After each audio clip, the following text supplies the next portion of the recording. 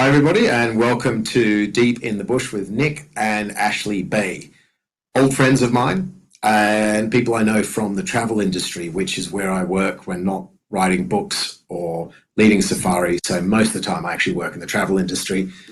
They run a company called Your Private Africa, and it sends people, as you'd imagine, to Africa. Otherwise, that'd be a particularly shit brand name. They are experts in the continent. We're going to delve into that a little while later on. But we're going to start straight off just by welcoming in and saying, if you could describe 2020 in a single word, what would it be? Nick, you go first because you're more profane, and I've got a feeling we're going to edge into profanity tonight. Well, the fucked is one word. In terms of the travel industry, it's been pretty fucked. But I would say disruptive is probably a better term if I'm giving one answer. Yeah. Ashley? I feel like 2020 is like being slapped in the face. You don't see it coming. And I did say one word. I did say one word, but just slapped is good. Yeah, slapped. I concur with that. Just walking down the street and somebody slaps you in the face. You're like, what? I thought this was going to be a nice street. There's so many. And then all of a sudden you're slapped in the face. Yeah, random slapping. I was talking to someone today who's in the airline industry, and he said, every time that they dangle the carrot of hope in front of you, and before I can finish this, they grab it and shove it up your ass. Yeah, pretty much. In so many words, correct. Yeah, that's it. Now, that obviously focuses on us, and people are going, well, poor you, you've lost revenue, and maybe you can't afford the nice wine you used to, whatever it might be. But the reality, and something that you guys know all too well, is, and perhaps this is true of everywhere, but without a doubt true with the travel industry to Africa, is it's far more about providing a vacation or holiday for people. It's travel to Africa is one of the simplest and most effective ways you can support conservation, you can support uplifting of communities. And that is, of course, being devastated as well. Have you guys heard any stories, good or bad?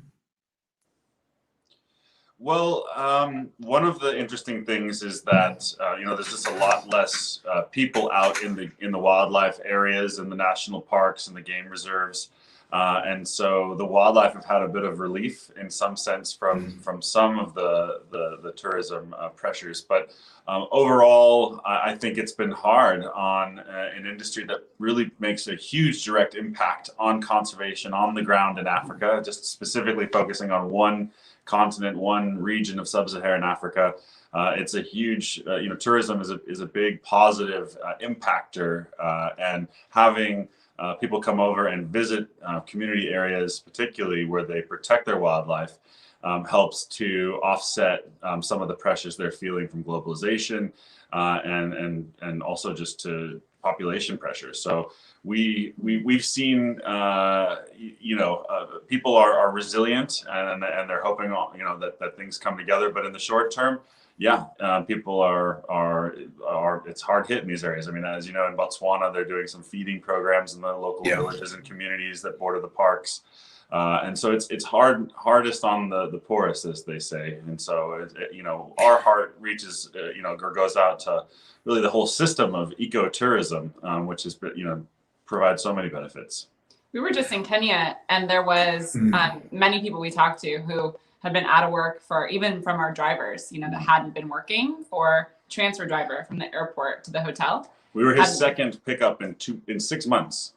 Wow. Airport driver in Nairobi. And these are not countries where the government can step in and say, here's a furlough scheme. That just does not exist in most of these economies. They're not able to support that in regular times, let alone when economic activity is just stopped outright. Completely.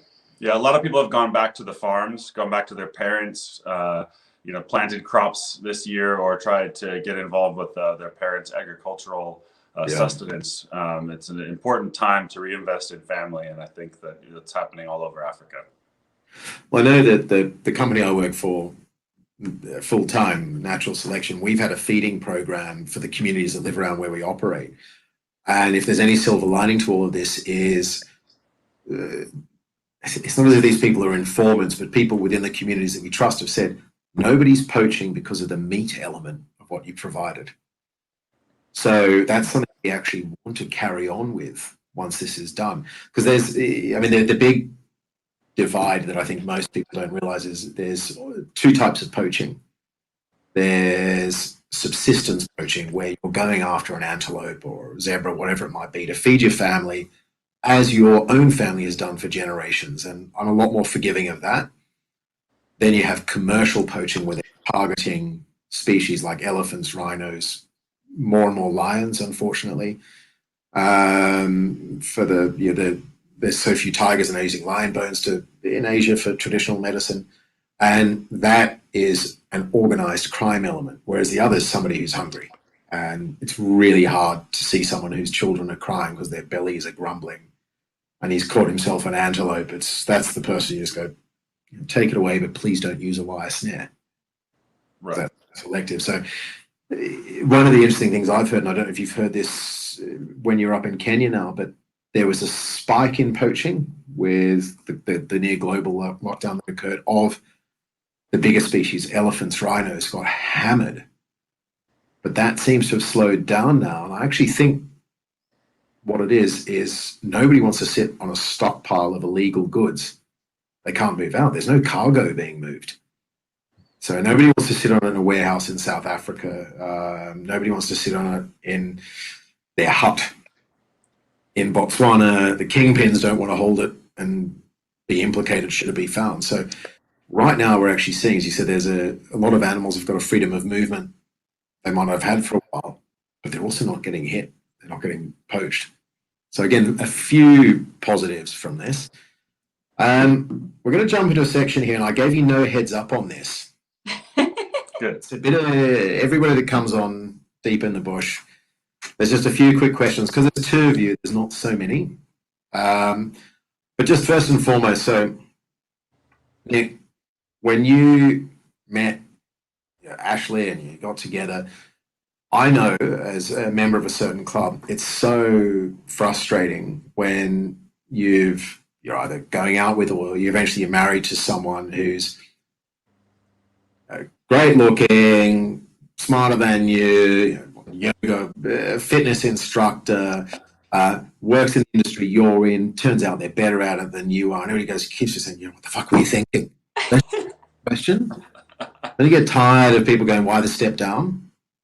I was taught to marry up, so it's par for the course here. My expectations were as much, but no, Ash is pretty amazing. At my own wedding, a friend of mine said, "Welcome to the club for men who punched above their weight." That's how I feel. I'll take it. Yeah, great. Yeah. Better than the opposite. Exactly.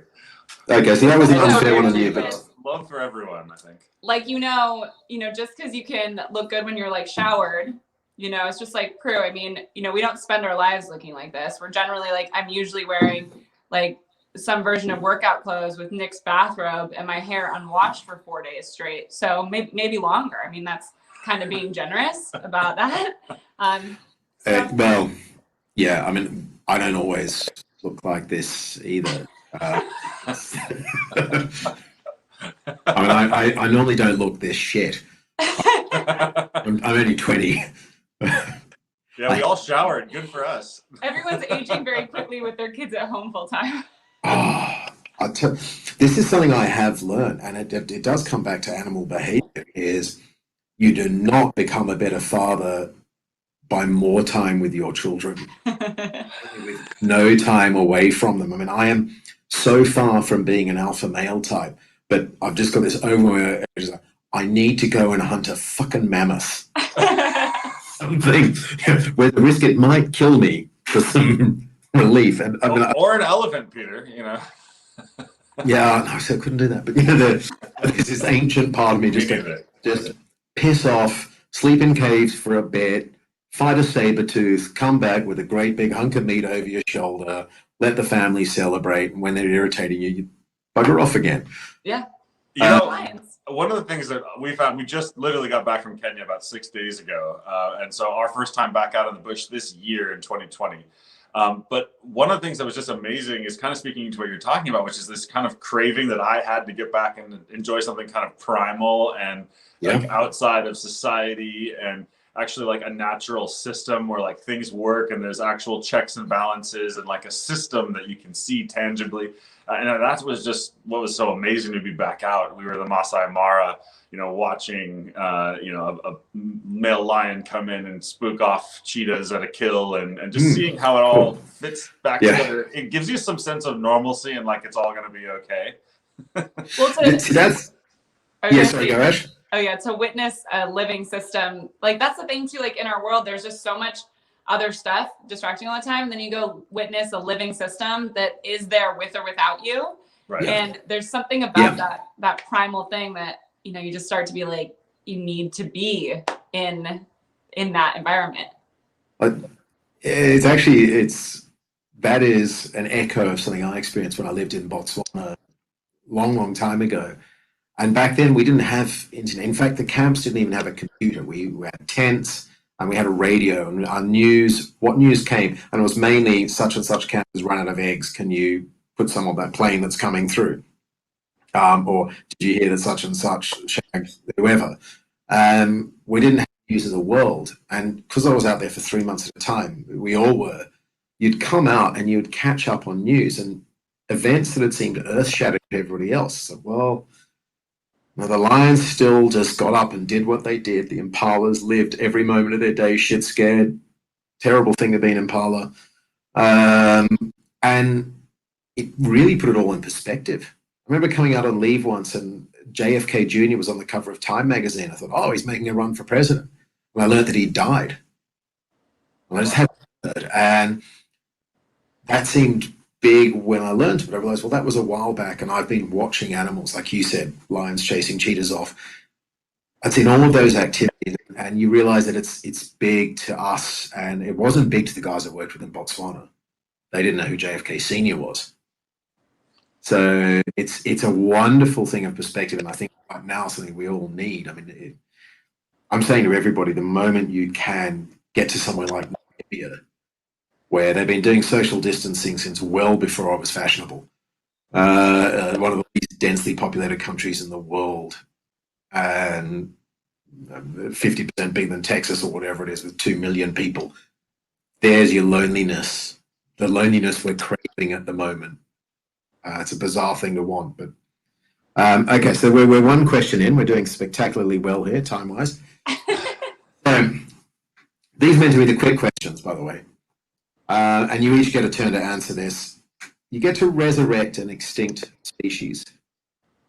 What would you choose? You got a thinking face on Ash. So Nick, you go first. I was gonna say mammoths. Mammoth? Yeah. I just feel like, can you imagine? Like, I don't know. It just seems like similar enough, but then also seeing one would be crazy. Yeah, just the epic size of a woolly mammoth. Yeah. Or mastodon. Yeah. I think I would go with the woolly rhino. I would be interested to see what that look. And they were supposed to be like massive, even bigger than the biggest ones, like white rhino. So that would be pretty spectacular. I can't think of. Saber-toothed tiger would be cool too, but I think I'd have to go with the rhino just for sheer mass. It's funny. I keep asking people this one, and I can't pick one. Yeah. Yeah. It's like saying, who's your favorite kid? Between Rosie, Freddie, and the ones I don't admit to. It's just Rosie. Yeah. This is recorded.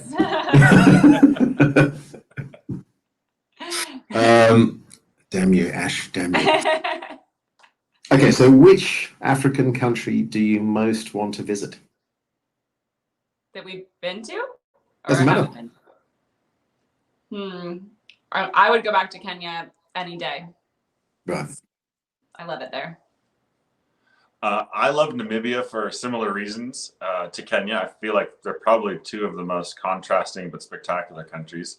But where I want to most go is where I feel like I've been trying to get to forever since I've been going on safari, and that's I got to the doorstep at Goma, DRC Congo, Oh yeah. on the Rwanda side. So Eastern Congo is someplace that I've thought about and fantasized about going to and exploring Virunga National Park from top to bottom. I want to go and see the Okapi in the north, which nobody's seen in decades, all the way down to chimps and gorillas in the southern section. Well, bonobo is the Congo peacock. I don't know a single person, I've never met a person that's seen one of those in the wild. You know, there's so many things in there that I just personally don't know anybody. I know they have. It's got to be Rod Cassidy if there's anybody we know. They're not in Central African Republic though. Oh, okay. So I mean, there's so much in that country. I mean, the DRC is massive, massive, massive. Yeah. But it's like a do not go zone, even for us intrepid Africa files. Yeah. I sat in Brazzaville at a restaurant, bizarrely with 4 little old ladies. I had dinner there, and across the Congo River was Kinshasa. And what was astonishing was how much money had been pumped into it. And there were these massive buildings, and it looked like something out of Blade Runner. The buildings were billboards, electric billboards. And you know, if you stepped out that front door and walked a block, you're murdered.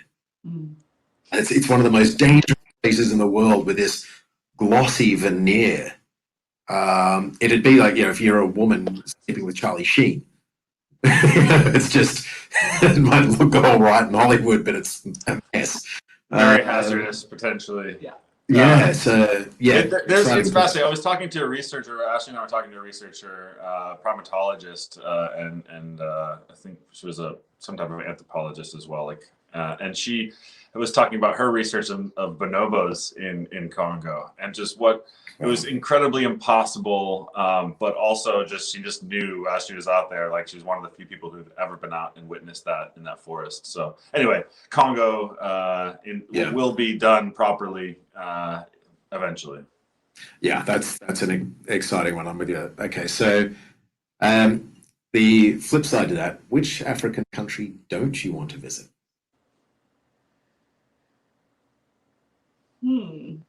Tougher one, isn't it? Yeah. I'm going to hold off on Somalia for a while.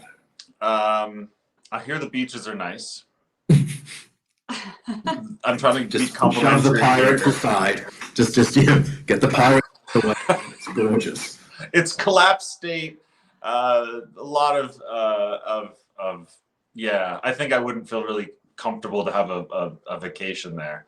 I'm fascinated by like most places just for the sake of it.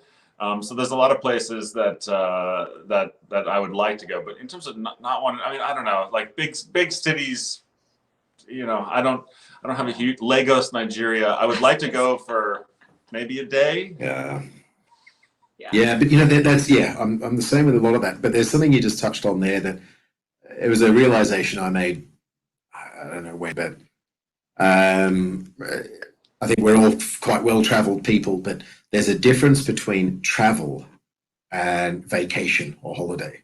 Right. If you're on a holiday, you go to New Zealand. It is beautiful, and I would recommend going to New Zealand.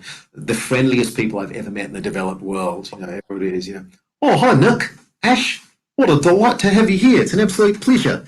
And, they're so friendly. They genuinely mean it. They're really, really friendly. But there's no... Because they only hang out with sheep, so they're excited to see people. It's something like 20-1, I think. Yeah.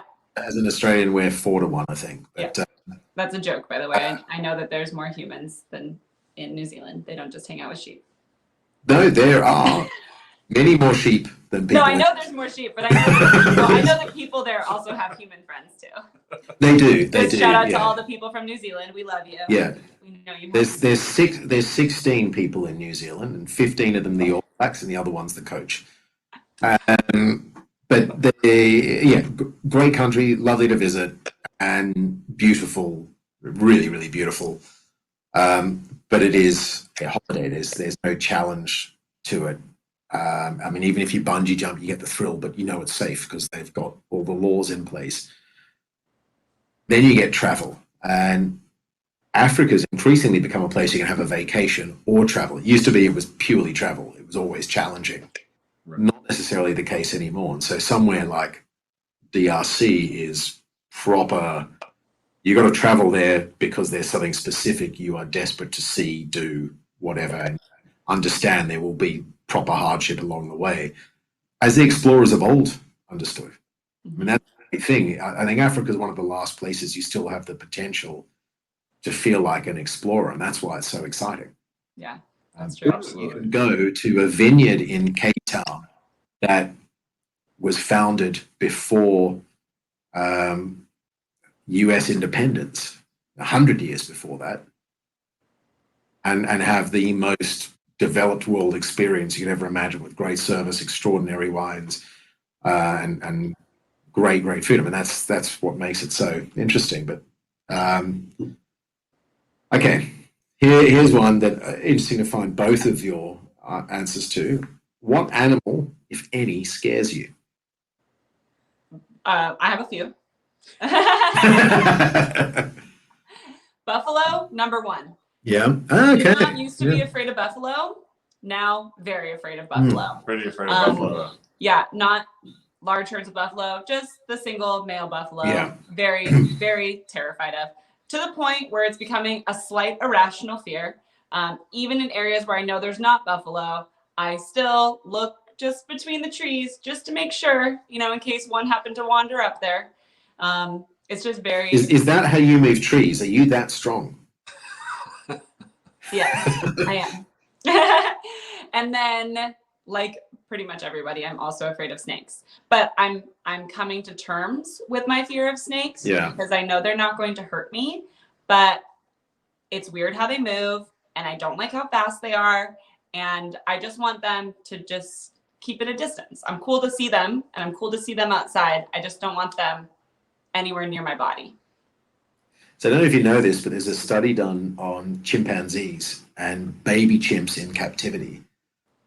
And they were shown flashcards and toys of various things. And they always react negatively to spiders and snakes.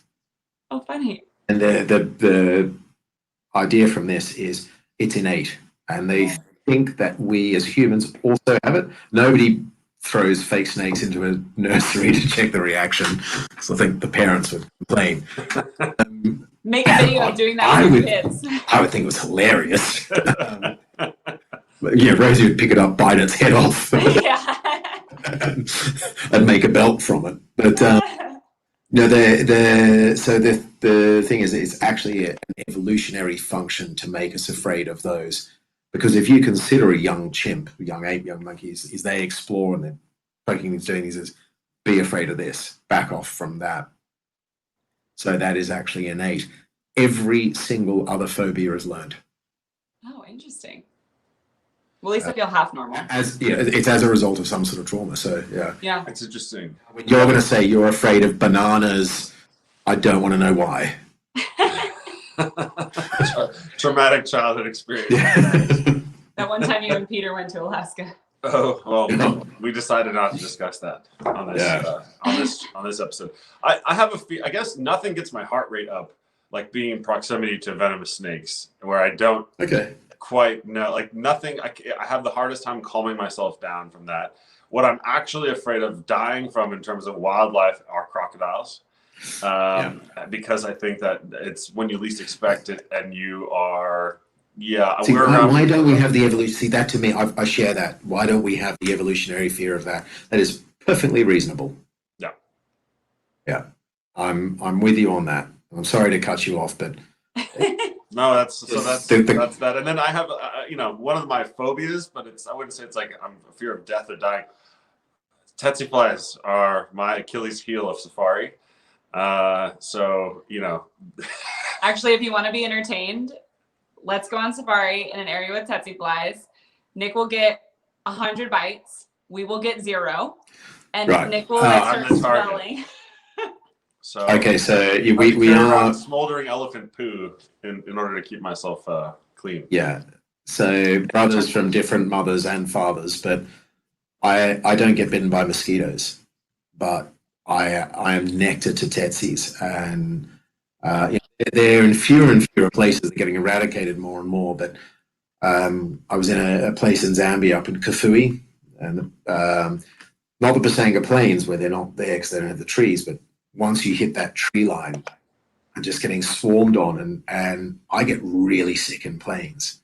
And I was probably going to fly out, so I had my pills, and we had to shut the plane doors to fly out of there. And I knew it was an hour flight, hot day, going to be bumpy. And the pilot just turned to us and goes, you know, "Hey, but you might want to kill all the deadsies before we take off, eh?"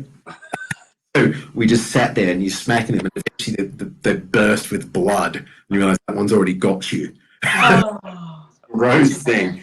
So again, that's Yeah, I travel. swell up. I have to carry the cortisone. Just and really? I have to silently suffer. I know it's poor me, but it's not cool to be an Africa safari specialist and to like totally react to negatively to tsetse flies. So I also just have to put on like a cool. That didn't just bite me 5 times, fucker. Kind of. Well, it must be something which you can struggle with on an emotional level, because it's said that tsetse flies are the greatest conservationists in Africa. Right. Their presence have kept humans out of so many areas, and their livestock, in particular the livestock, because they do carry, or historically in a lot of places have carried sleeping sickness. And if you look at the Okavango Delta, there's actually right in the middle, there are old settlements of humans, and it was after the Rinderpest, which was, I think, late 1800s, early 1900s, which wiped out livestock, but then also masses of wildlife. I think it was a relative of foot and mouth disease and just ripped through the continent. But when they all died, the tsetses died with them, and people actually moved back in. The people and their livestock had recovered faster, and it was only with the return of wild animals the flies came back and drove them back out. Wow. Livingston came through as the first European to see the Okavango in the 1850s or 1860s. There was nobody living in the middle because of the flies. They've actually, a lot of these places were national parks of a sort, with the ultimate border guard, which is a fly that can bite you through denim. Yeah. They're Gore-Tex. I had them go through Gore-Tex. Yeah. I'm sure you've heard the story where I had some humorless Germans, and no matter what I said, they just go, "Yeah, and sea lions are."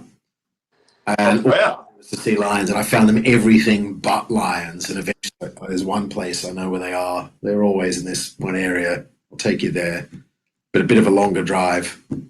And driving along, and it was one of those ones where I knew I could feel their boredom behind me and their dissatisfaction.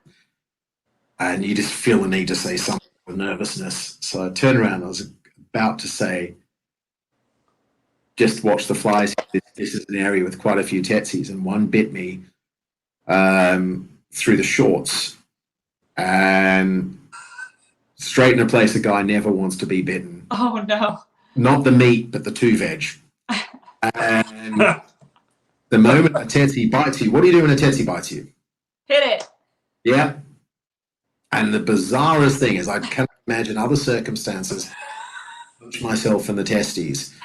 And so all these people say is I turned and looked them in the eyes, and then I punched myself in the testicles and fell out the car. I didn't have a door, so I just fell out and lay there. And being a diesel, chugged along and stalled about 100 meters away. So yeah, I was. They're like, our guy is weird. Yeah, but they were Germans. That was the first time they'd smiled. They love that. But that's exactly where there's still tsetse flies in the Delta. Well, no. In the early 2000s, they did a controversial thing to spray for tsetses, and it was a relative of DDT that they used. And so there's still people that say there's knock-on effects, but the tsetses are gone.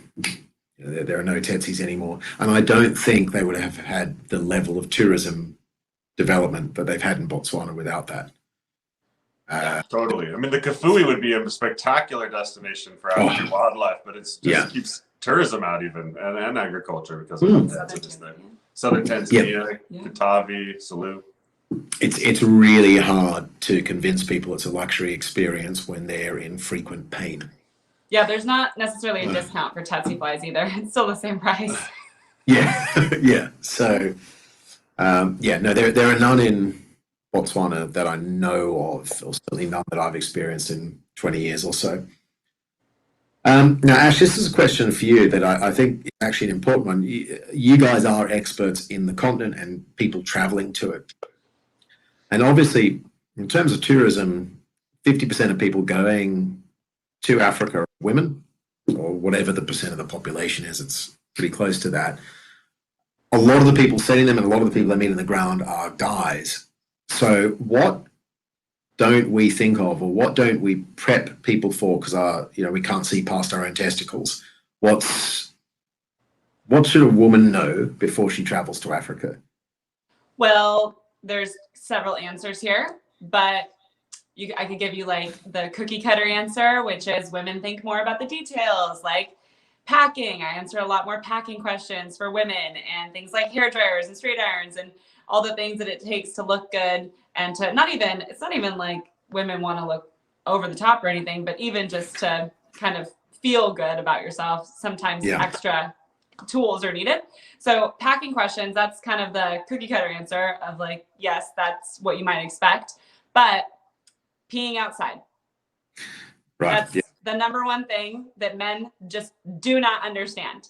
And I mean, how many conversations we had about this in the bush? Nick's like, it's fine. I'm like, you might say daily. Listen, Yeah. we need to, the way that Nick goes to find a bush to pee in is different than the way that I go to find a bush to pee in, because I like scope out the ground and like see if there's any bugs around, anything's gonna crawl up my leg and crawl up anywhere else. There's also the discretion aspect. I mean, I'll go a sturdy twig and I'll think there's cover.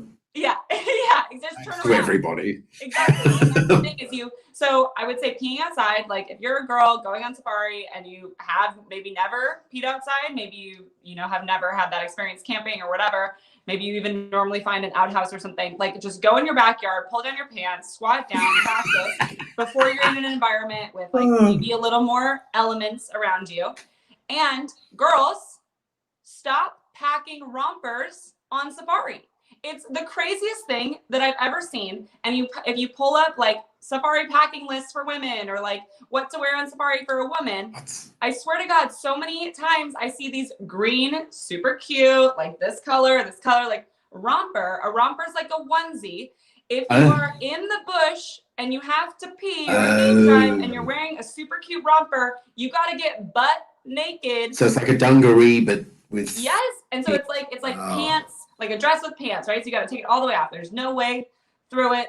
You got to take it all the way off. So it's a toddler's outfit for grown-ups. Yes, exactly. And it is Your nation hilarious. is so strange. They're in a lot of catalogs for safari. I even like run into girls on safari wearing them, and I'm like, what are you doing? Like, you're going to have to pee, and now you're gonna have to get totally naked. It's just already you feel like your booty's like sticking out. You want to hide that, but just to have to get total, it's just, don't do it. Don't bother. Two pieces. Brought to you by someone who's never been on safari. Yeah. What, the romper? The romper. The packing letter. Yes, exactly. Yeah, I mean, there's. It's green, so you should pack it. No romper. So romper's bad news. What's the most ridiculous thing you've seen somebody wearing on safari? That's it, a romper. It's so ridiculous. It's so not functional. Like, aside from the, all the things you would expect, people wearing stilettos or wearing, elaborate outfits. Oh, see, I love stilettos. I love it when somebody dresses for dinner and they come out in stilettos, because stilettos and soft sand are a recipe for comedy. Because even if you have a deck. Or plain walkways with small gaps. Yeah, even if you have a deck, there's still little gaps brilliant. in it. Like, it doesn't make sense in any way that you do it. Yeah. But girls, go pee outside. Yeah. Get used to it. I mean, it's also fantastic in the age of drones to think these women out practice peeing in their backyards. Yeah. That's true. And I will say, in a positive note, so many of the places, traveling around and stuff, not every bathroom is as clean, especially if you're from the developed world. Not every bathroom is as clean. Not every bathroom has toilet paper, let alone hand wash or anything like that. So honestly, most of the time, you're just better off going outside anyways. Especially these days. Yeah. So just get comfortable with it. The safari properties are typically exemplary. Yes. You can have the national airport of a country and Really or the local airstrip toilet, or just any kind of in between connecting loo. But the key to it really is you just go behind the vehicle, right? Hang on to the back bumper, and all the guys keep facing forward if you're in a mixed group, and there you go. But nothing is gonna hurt you. Like, that's what I had to come to terms with, was like, nothing. I mean, I've peed in the bush now like hundreds, if not probably honestly thousands of times, and nothing has ever crawled up my leg or been around. Just look at the area, just like check it out, and then just pop a squat. Guys don't appreciate it's kind of a tangent from this, but closely related. Is years back, a couple was starting, and they were coming to work as a management couple in a camp, and they had a baby, and I'd been brought in to teach them firefighting, and just the general, because they had to walk the guests back to the room, and they didn't actually come. They came from a hotel management background, not a bush thing, and I had to teach them, if you're going to walk people back to the rooms, how to react to the various wildlife that you'd see. And the more I went through it, the more and more distressed, in particular the mother looked. And she's just, what's my baby going to do? And I thought, I don't know. Really don't know. So I went into the kitchen, because that's always the font of all knowledge. It's like, how's this baby going to survive? And they all burst out laughing. It's like, we have babies. They make it. Yeah, exactly.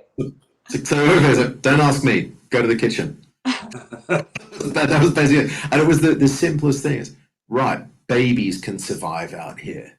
Yeah. And we all have this image of the African bush as being completely partitioned from humanity. Yeah. Because the reality is that there's so much more of an intersection. Just that's not what's shown in documentaries. Yeah. And those people that live there, that's who to talk to. I mean, there's the knowledge. I've got a picture raising kids. They've done the years of study, and they've multiple kids. And you don't hear stories of lions dragging off children, or very incredibly rarely. It's more often what you don't expect, elephants or hippos or something like that. Yeah. And it's becoming increasingly safe. I mean, you've brought your kids out on safari, right, Pete? But the 3 times. Yeah. I mean, that's one of the really interesting trends, I would say, in the last, not even 10 years, I would say 5 years, especially. You're seeing a family kind of a tent in most places. They require their own vehicle, but parents aren't waiting until the kids are 12. Kids get it at 5, 6, 7, and can be well behaved if they're into wildlife. It's not as scary and dangerous as you might imagine. The camps love having the kids. I mean, if you consider on safari where they're in a vehicle and they are contained by the vehicle from the wild animals there, versus taking them to New York, where they can step off a pavement and there's a taxi who's just been whistled 50 meters up ahead and is racing to get to it, or there's somebody that's just taken a hit of their favorite narcotic and is seeing demons. That's not going to happen out there. I think whether you're a toddler or an adult, you're safer in the African bush than you are in any major city in the world. Somebody told me that one time. Somebody along like the way in Africa that we were chatting with said, just like you have things that you're not fully comfortable with in the bush because you don't live in it day in and day out. Somebody from the bush feels the same way about the city. Just like you're saying, there's so many things that you don't even realize that you're doing, and so many little things that are going off in your brain telling you about a situation and what's happening and how to react and how to be cautious and how to do this or how to do that, and the different threats and potential threats and whatever. And it's the same thing happening. Whatever environment you live in, you adjust to. Yeah, well, I mean, we talk about it with wildlife and habituation. So you've got the animal to the point that a vehicle is present and the animal behaves as it would if the vehicle wasn't there. And we say it is habituated. But the people who live there are habituated as well. And you guys are habituated to living in Kirkland. Yeah. I'm habituated to living in Sydney, is where I grew up, and now Shrewsbury, where I'm based now. And if you think you're not, go to a one-way street, cross it without looking both ways. Yeah. That's a good one. Like your head is going, you're going to go, oh, okay, I know they're only going to come from that. I know it. Anyway, Yeah. we are Just in case habituated. somebody happened to turn down the street the wrong way or Yeah, whatever. we are that habituated, and there's so much more. You get in the car and you put on your seatbelt, and you do not do that consciously. No. It is habituation. There's all of these little things that we do that are absolute habituation to the life that we live in a city. And when you speak to these people that live out in the bush, they're listening for the sounds. You know, these are the things I had to learn as a safari guide that so many of my colleagues have grown up with was, no, that sound is a warning. Right. And it tells you that there's a predator nearby. It doesn't tell you if it's a big or a small predator. There you've got to look a little bit further into the behavior of the animal making the alarm, and you know, that's a whole other conversation. But yeah, we are all habituated to the environments we live in. And I honestly do think you come out, and particularly as a tourist, if you come to Africa, you're so safe. Yeah, agreed. You won't, I mean, it takes so many trips before you even start to uncover some of that stuff. You know what I mean? Like even first couple trips, like you might not even, so many things you just be so unaware of, you know what I mean? Because it is, the tourist experience is so, I mean, so easy, right? Like that's all of our jobs, right? Is to make it so seamless and easy, and you don't safe. have to think of, safe. You don't have to think about who's driving you where, what plane's taking you where, you know what I mean? Like is the vehicle going to break down? I mean, they do bed sweeps of your room in a safari camp at least twice a day, morning and evening, where they're going through looking for spiders and snakes so that you don't have to. Yeah. Whereas nobody was doing that probably in your tent in the back of house, Pete, right? No, gosh. I mean, when I again living there, my bathroom didn't have a ceiling, so if it was raining, I just stepped out. Because otherwise I was going to shower in the rain. So, and if I didn't bring my toothpaste in, monkeys had a particular fondness for Colgate above any other brand. Huh. Bizarrely, and so they'd pick it up, but they'd bite it a few times and put it back sometimes. Oh. So I'd come and go to squeeze it on my brush, and it will just squirt out the back end. There's little ribbons of toothpaste going out. And so you ended up gaffer taping my toothpaste because, again, I was there for 3 months. It'd be go, wow, what a glamorous life you live. It's like, I have gaffer taped toothpaste. I showered in the rain. It's a different experience back of house to front of house, right? Oh, yeah. Yeah. Okay, here we go. Nick, you once owned a zebra. Now, was you true. To be Seattle's version of Joe Exotic? And did you decide not to because you couldn't cope with the amount of drugs and sex with drugged men? Or did you have some other reason that you thought it was a bad idea to go down that route? So I'm a bad quarantine person. I haven't actually seen Tiger King from beginning to finish or to end. So I had a zebra, or a zebra, as you guys from the Commonwealth call them. Sorry, just to correct you on this, do you have any friends called Debra? I don't. Nope. So it's pronounced Deborah and Zebra. There we go. Deborah, fair enough. So the language is English, thus you are wrong. Because you're sitting in England. Okay, fine. Yes. My family used to have a little farm outside of the Seattle area, and we had a friend who had several zebra. And one day he reached out and said that they had a foal because the mom wasn't nursing it, and wanted to know if we wanted to have her. And we took her on as a family, my sister and my brother and parents. And helped to raise her for a bit. And then she actually ended up going to a huge farm, 160-acre horse farm. Is that what your parents told you? Well, I visit her often, Peter. How's your steak? Evidence. But I have a love of zoology, and so I've always been fascinated by animals, animal behavior. Pick up snakes in the park and bring them home, and frogs and things like that. So one day we just picked up a zebra. Do you know the Reptile Man?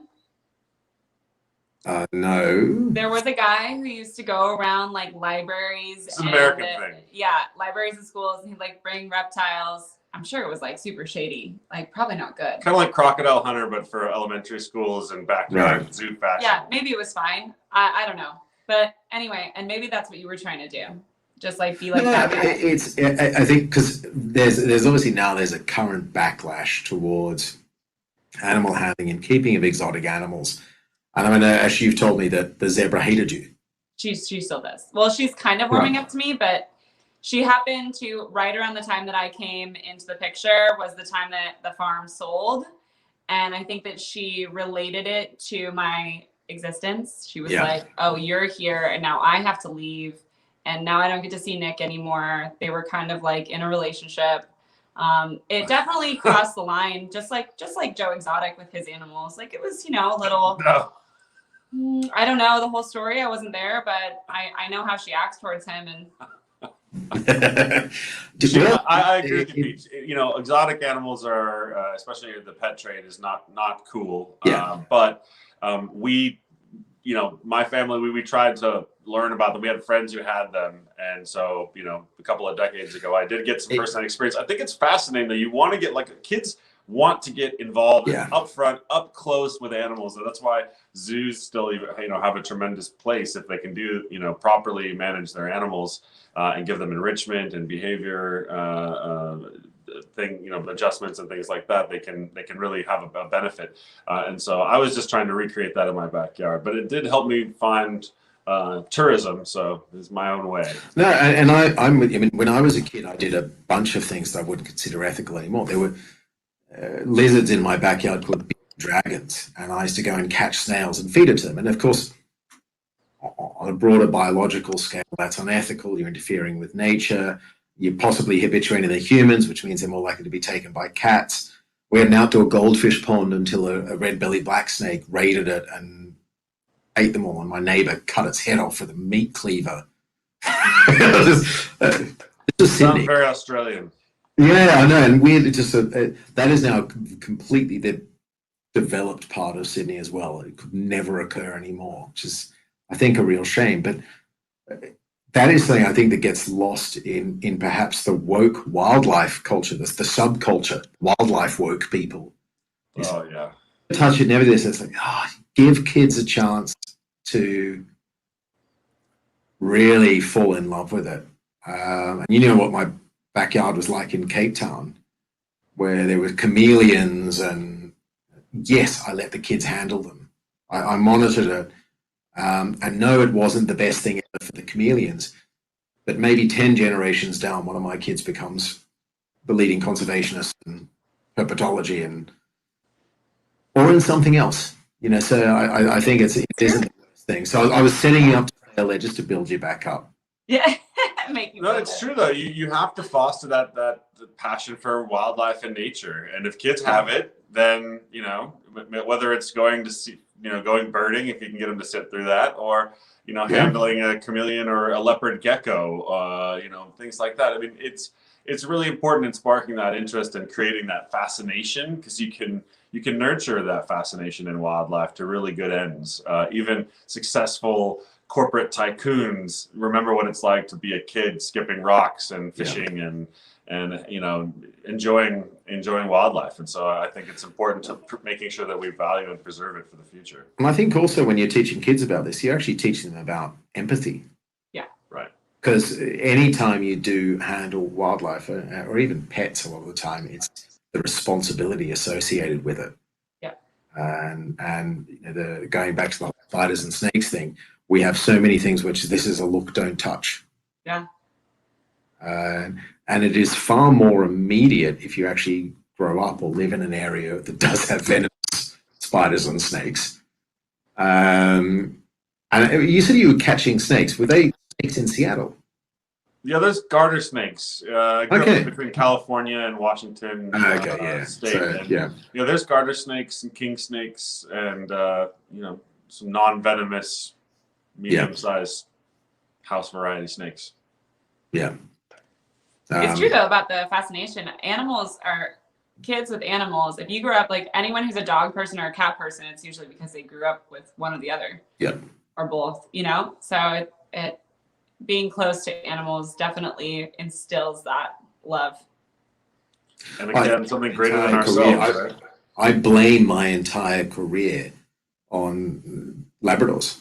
I had two Labradors as a kid, so I grew up loving animals. Yeah. It just broadened out until I loved all animals. And I'm not going to have a real job. Yeah. So going right back to the start of this conversation, I now work in tourism. Like we're nowhere. We're first hit by COVID. We're going to be the last to recover from it. And haven't had anybody immediately die from it, so not as bad off as many others. I understand that, but professionally, it's a bloody disaster. If I'd been a lawyer, then at least I could just be suing someone and making money. But yeah, they define your life. They really, really do. Huge, huge influence. Okay, I have a question for you. What is Yes. your dog personality? What kind of dog would you be? I am very clearly a golden retriever. What are you? No, I think I'm a Labrador You think so? because I grew up with them. And I know it's far cooler to be raised by wolves. I was raised by Labradors. My mother was sick. And she was a single mum, and it was me and my sister and her. And the Labs looked after us a lot. So I am really loyal. Yeah. I'm still naive. So I'm loyal, but I will steal your food. Yeah, I was gonna say you're very active too. Like you don't sit still very good. No. So these days I've transitioned from not necessarily steal your food, I'll steal your booze. Mm-hmm. Yeah, and that's kind of just Labrador, geriatric Labrador. I am. Yeah, I'm like a geriatric Labrador. I'm starting to notice the creaks and the greens. You can still be excited by some things, though. Even a geriatric Labrador sees a tennis ball and it will just run full speed. Yeah, there's that. Like you with a gin and tonic. Yes. I just say with a safari vehicle. You can put a yoke on me with a cart behind and a tonic dangling, and I'd just be. You could cross every continent that way. I'd never stop. Yeah. Piss off the both of you. Okay, so now there's another segment which we're doing every time we do Deep in the Bush, which is to make Wayne care. And Wayne, you've got to imagine now, I'm not me. I am Wayne from the town of Wayne in Indiana. Don't particularly care about wildlife. And in fact, haven't traveled much, doesn't particularly interest me. But Brenda, who I have a bit of a thing for, not my wife, definitely paying more attention to Scotty from marketing, and I'd like to impress her. So what I think is I should go to Africa. It's pretty manly. And I'm going to shoot something. Where should I go and what should I kill? I think you met this guy. I've met many Waynes. Some of them are named Wayne, some of them are Ricky. Is Wayne offering to bring Brenda on said safari, or is he going himself? Maybe. But he's trying to impress her by just going alone. Also, not a good move. If he really wants to impress her, he might as well take her with. That's what you got to tell him. You got to say, "Hey, Wayne." What I would say is, Wayne, you're thinking in the right direction. Girls do like animals, and she might like you more if you demonstrate empathy or some type of humility or empathy towards this animal. Also, if you shoot with a camera instead of a gun, it lasts longer, and so you can take that photograph. Go to Africa, all men want to be able to brag of that. Snap a shot of the animal with the camera, bring it back, show Brenda, tell her you'll bring her to see these animals if she goes out with you. Take her with you the first time. Okay. You're like, Brenda's hey, Brenda, not his wife. I know that, but you don't know Wayne very well, but yeah. Some people go to coffee, just be like, hey, Brenda, let's just go to Africa. It's fine. My wife won't find out about it there. Yeah, so I'm just kidding. But how many affairs do you arrange a year? It's very enlightened for Wayne to be thinking about. Oh, that's what the company's called Your Private Africa. Now I get it. Yeah, Mm-hmm. But there are hunters that I've met, and I've met their wives, and the wives are like, Wayne has gone on 5 trips to Africa. I've always dreamed about going, but I'm not going to watch Wayne shoot animals because I like giraffes and elephants. And so I would like to go on a trip with Wayne where he doesn't bring his gun. And you do find that there's quite a bit of that out there too. So Wayne, put down the gun and go back to Africa. Yeah, I mean, I think we're living in an age of transition, and it went from. I know there was a time I used to guide a lot of people where they would have been on a safari and they'd shot a bunch of animals, and they came and stayed with us to watch them alive and what they did when they were unmolested, and it was quite extraordinary. You just always hope that some of them would look and see a leopard in a tree, and or a leopard playing with its cubs, and think, maybe I won't shoot the next one of those that I encounter. I think that's a huge, again, one of the roles of tourism is a less irritating evangelism. Yeah. Where you're trying to just convince people it's worth preserving these things for the thousand good reasons. Yeah, and you just tell Wayne, hey, Wayne, listen, what it means to be a man nowadays is being redefined. Women are no longer looking for what men thought they were looking for 50 years ago. Women now are looking for a man that has empathy, that is kind, that is a little softer, that actually listens or pretends to listen better, you know? So you don't need What's to she saying, Nick? something that doesn't Wait, what did you say? that doesn't impress women. What impresses women is kindness and showing up in a way that's not so overly masculine, because that just shows her that you're going to be lousy in bed. True. Yeah. You're overcompensating, and just be a nice person. Take some I agree. pictures, have a great time. Like, why do you need to kill something? Like, what are you doing? That doesn't make any sense. Unless you're going to eat it. If you want to eat it, go kill an elk or do whatever you're going to do. Like, okay, a moose. So again, that's a different deer. story to me, is the person that's, and particularly in an environment where there aren't the large carnivores to take them out, to come into a place where the environment is pretty close to intact and say, I'll take out the top predator. Or an elephant who has enormous value in teaching younger male elephants that we know that this is true. I mean, it's all a struggle against impermanence, right? We're all trying to make ourselves look big and do big, grand things that people want to talk about. But these days, look, trophy hunting is why there's game reserves initially in Africa. Most of them have been converted to national parks where they're non-consumptive. But the real original reason that there really are a lot of protected spaces in a good portion of sub-Saharan Africa initially was the Teddy Roosevelts, the Ernest Hemingways, and these guys who would do like 6-month safaris where they shot ridiculous amounts of animals. But because of their going over there, they created an interest in what we call in tourism the source market. And even though if people dreamed about, their grandfather dreamed about going on a hunt with Teddy Roosevelt, you might dream about going on safari with Peter Allison or somebody else that you've found on social media. So that's the new way to get in touch with and protect wildlife is to get out there. And I think that's a huge part of it. And you know very well my feelings of trophy hunting and the psychology behind it. That's, to me, it's a psychological thing as opposed to actually being anything to do with conservation or economics.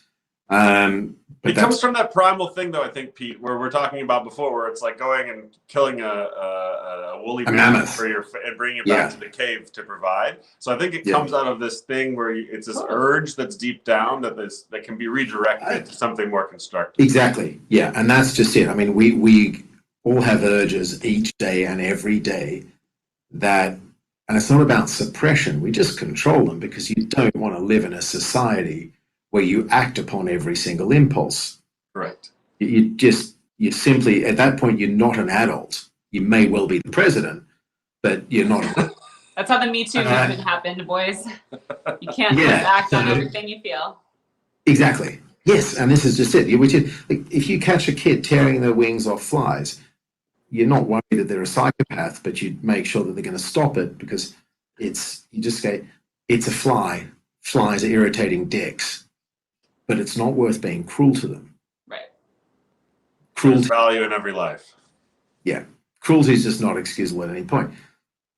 How is going and killing an elephant that wasn't bothering you a continent away anything but tearing the wings off flies writ large? It's pretty pitiful. So anyway, that is again, and this is, I think, the second one of these Deep in the Bush I've done where I've said I'm going to call it, because I actually want to bring a professional hunter onto this show and talk to them about it and debate it with them, or find out their point of view as to what positives it might have. Obviously, that's not the world you guys live in. I'm going to wind it up here because I need to yet again rescue my wife from our children. She does send her love, by the way. Aw, love you, Prue. Hi, Prue. So thank you very, very much for being here. I hope that we actually get to meet in Africa next. It's actually been, and Ash, you and I have only ever spent time in Cape Town, never on safari. No, and then when we were in Botswana. Oh, sorry, yes. Our four cat game drive. 4K. That's right. Gosh, I do drink too much. Nick always makes everything so official, but you know what I mean. 4 cats. Yeah. Yeah. It was. I can even remember the order, if I remember correctly. It was cheetah, lion, serval, then leopard. Yeah. And I guess the species is an important distinction because it wasn't just 4 of the same kind of cat. It was 4 different cats. Yeah, the best part was that we were just chatting so much we didn't even realize it was happening, and our poor guide was like, guys, cheetah's still here. Glenn, if I remember, it was Glenn. Yeah, very, very funny guy. That's amazing. Cooler. Yeah, I think Namibia is calling. Namibia is calling our names. That's where we want to go next. Yeah. I am desperate to get it. And Namibia is open. Yeah, we heard that. And that they got rid of the previous testing requirements, so now it's a much more reasonable time frame. You don't have to be retested during your stay. So yeah, they open it with and there's tons of flights all via Europe in at the moment. And Qatar, we flew Qatar to Kenya and we couldn't have been more impressed. It was like a flying hospital. It really was impressive. That's not an advertisement. I bet you never if see you're that. worried about air travel, it's a great thing right now. No, flying hospital in the sense that the people were the beautiful flight attendants were like nurses. They were like so dressed like everybody was safe. Not like a hospital, like everyone was sneezing. Hospital gown. That really sounds like the start to a porn film. Yeah. The flight attendants were nurses. Snoop Dogg was there. So one of the pivots we've made during this COVID time is we now write screenplays for porn. Oh, you're not supposed to talk about that. I've got to say that's probably where the money is. I thought that we were here to pitch our new idea. Make masks or porn, one or the other right now, because that's what people are doing. Mask porn. Ooh, there we go. Yeah, you don't need good-looking actors. You can find us on our other channel. On our paid site. putting the up into uproar. All right, so I think this is deteriorating. And normally that's stars. Ash, shame on you. I know. You're always welcome back, Ash. Wash your times with soap, and we'll have you back again. I thought that this was like a fun show, not a serious show. All right, yeah, carry on then. I'm going to call. I've honestly, it's 9:45 here now, and I've been up since 4 because they changed clocks and forgot to change my children. Yeah, that happens. So thank you very, very much, and we'll chat again soon anyway, but again some point as well. But we'll do this on safari. I think the next one of these we're going to do is on safari as a celebration. And we can make a video about what actually happens when you wear a romper on safari and how ridiculous it is. I'll put you in a romper and then you have to demonstrate it. I'll do it. I've done nudity before. Perfect. On that note, thanks. See you in Namibia. See you there. Definitely. Cheers, Pete. Bye. Bye.